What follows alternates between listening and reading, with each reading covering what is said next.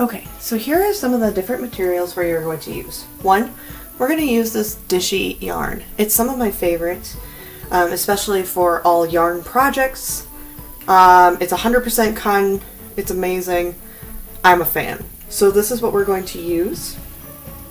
I'm going to use size 8 needles. I'm using my interchangeable ones because I like them. And then we have our directions here. So it shows you, it's this rippling diamond one. So the end product will look like, this is what the end product will look like. The ends won't be as bad, but it's like that rippling diamond. You can see all the like tiny diamonds and it ripples. So that's what it's going to look like. I added these because down here it says, oh, you need to knit 6 rows, then do the pattern, then knit 6 rows and bind off. So I just wrote these 1, 2, 3, 4, 5, 6 so that as I get done with them, I can just cross it off so that if I put the project down, I know where I left off. So we're going to get started with casting on. So what we're going to do is we are going to cast on. And I don't really need these directions because I'm just not there yet. I'm going to use this. This is the Dishy yarn, but I just have been working on some already. And apparently I'm going to do this red yarn. So what I'm going to do is I'm going to take off, well, or take about this much. I'm not sure how many inches or whatever. But I'm going to take a good chunk of yarn as my tail. It's just going to lay over here. And this is very, it's the exact same thing as how we cast it on for the scarf. So I take my knitting needle and I make a loop. So my tail is over here on this front end of the yarn and the ball of yarn is towards the back. I'm going to take my index finger and just loop it around my ball of yarn, the stuff that's attached to my ball of yarn. And then my thumb is going to come, I'm going to go in and around.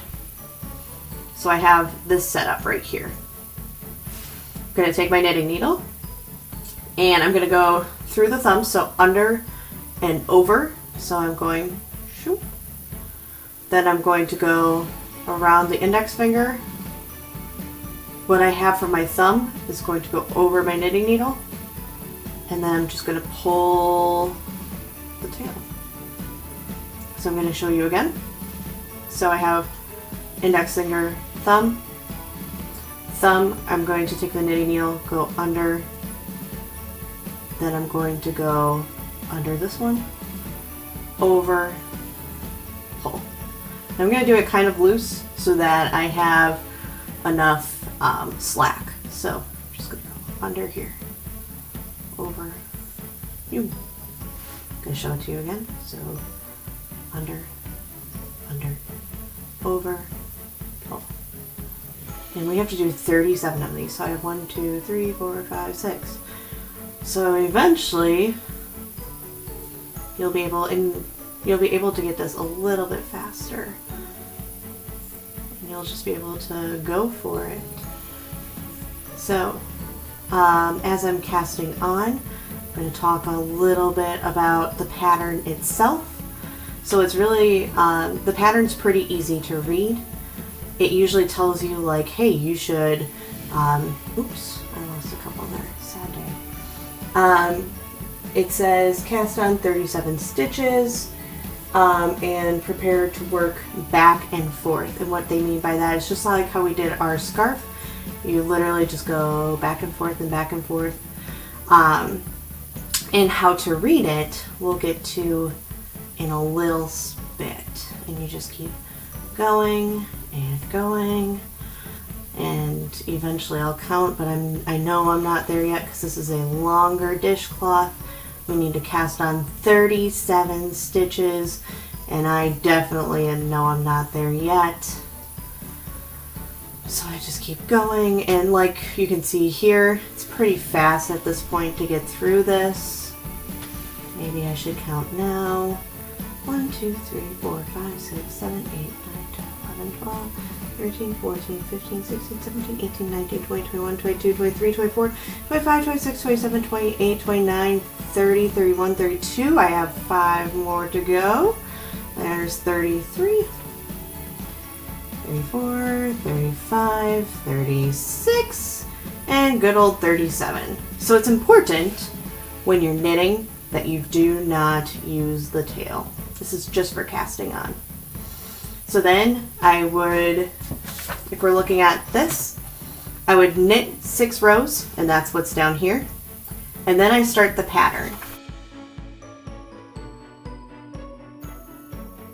Okay everyone, so I'm back. And I kind of want to just explain this to you one more time about how to read this chart. So here's our chart. As seen before, you get this rippling diamonds. And what I like to do is I like to fold it in half right off the get-go, so I'm only looking at half of it. So pretend I folded it in half. We're going to take a really close look at this first row. So as we can see here, oops, sorry. So this first row, I'm going to knit the first 5. So it's knit, knit, knit, knit, knit, because I'm reading it from right to left.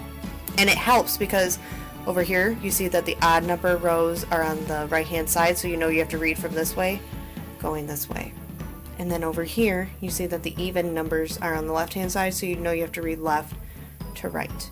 So since I'm reading right to left, I know my open squares are knit stitches, and I know these are purl stitches.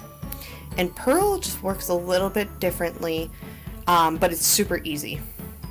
So I know that, and it tells you up at the top up here, like here's how many stitches we have, 1, 2, 3. So for stitch number 1, we're going to knit 2, 3, 4, 5, then 6 and 7 I'm going to purl.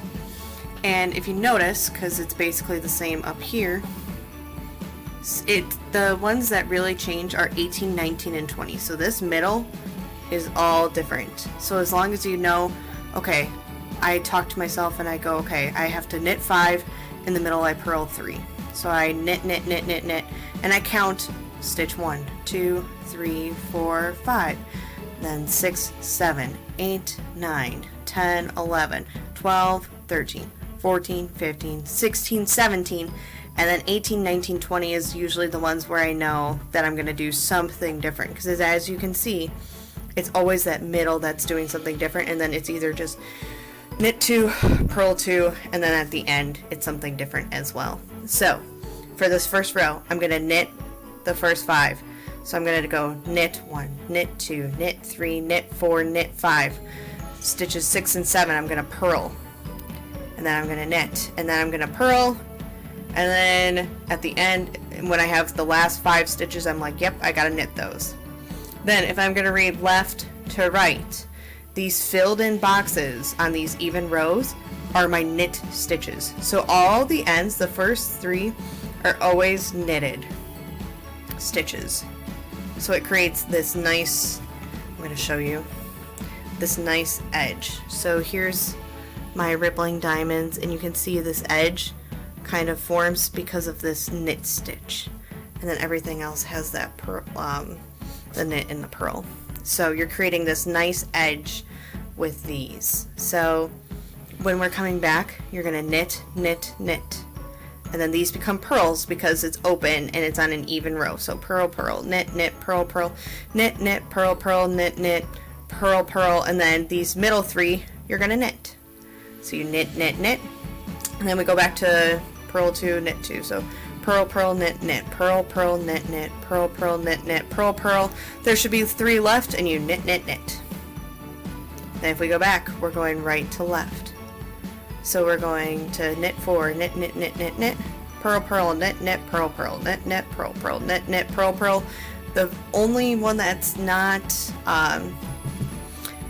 purled is that middle one. So then we knit, and then we go purl, purl, knit, knit, purl, purl, knit, knit, purl, purl, knit, knit, purl, purl, knit, knit, knit, knit, knit. So hopefully that makes sense. You literally just follow this pattern all the way up until you get to the top. And then once you finish this last row, you're going to knit, just straight up knit 6 rows, and then we're going to bind off. And I'm going to show you how to do this purl stitch in a little bit.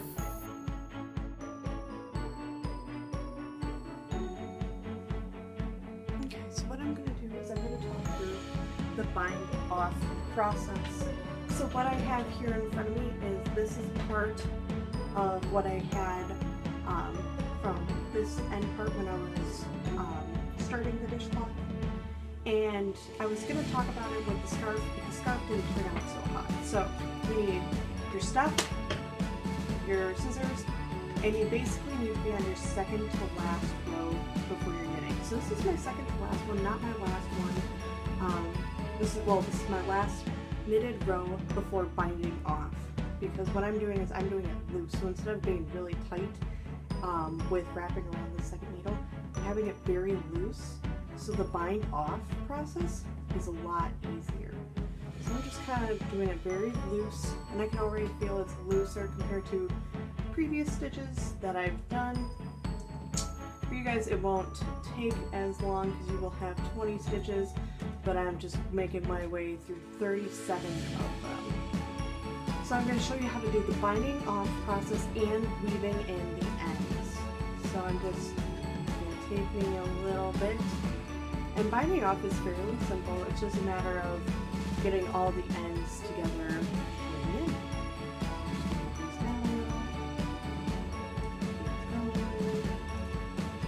So I hope that this helps you feel more confident about knitting. Again, whenever you have questions, you should use that contact page on Serenity by Jen and just ask me questions, and I will answer them as soon as I get it. Many more to go, and still keeping it pretty loose. Okay, so here we go. We're basically on our last stitch, and now we are going to bind off. So for this first one, what I'm going to do is take the first 2 stitches and move them over just to my right needle. Then I'm going to take this bottom stitch, move it up and off of the needle. Now, what I do at the second one, just take one over, take that bottom stitch up and off the knitting needle. And now we're just going to go one by one. So bottom stitch up, off, bottom stitch off, off. And usually I do this with my thumb and index of my left hand to get the stitch off. And then the top stitch is being held together by my index finger. And so it's easier to do this when that second to last, like the last row before binding off, is super loose, because then the stitches aren't so tight. When you start binding off, you might feel it's a little bit tighter. That's okay. Just make sure you keep moving them off. So I'm just moving this off, moving them off, and I'll come back when it's time to weave in the ends. Okay, so this is what I have for my project now. This is my last stitch that bind it off, and then this is the end. And this would be kind of weird if this is how I ended my project. So here's what I'm going to do. I'm going to cut off about this much, a couple inches, and just cut it off. We're going to tie a knot here, just to make sure that this doesn't unravel for any sort of reason. So I'm just tying a simple knot. Beautiful. I'm going to tie this in to the edge so we can see all this edge over here. I'm going to take one stitch, move my string through, use this part, tie a simple knot. So let's just fit it in the edge, and bada bing, bada boom. You can hardly tell it's there.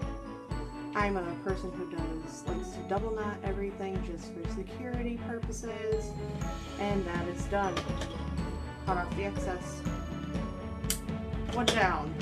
Now it's this sucker. So I would take some of the extra yarn you have, make sure that you're not using anything like that. I'm going to take the one from my tail from when I first started knitting. Put one piece of yarn through. Gonna find how am I going to go down to this one. Same thing. Now I'm just going to tie simple knot. Tie it again. Cut off the excess. Some people choose to weave theirs in. I don't think it's necessary because you can hardly tell. So that's how you end your project, and you're done.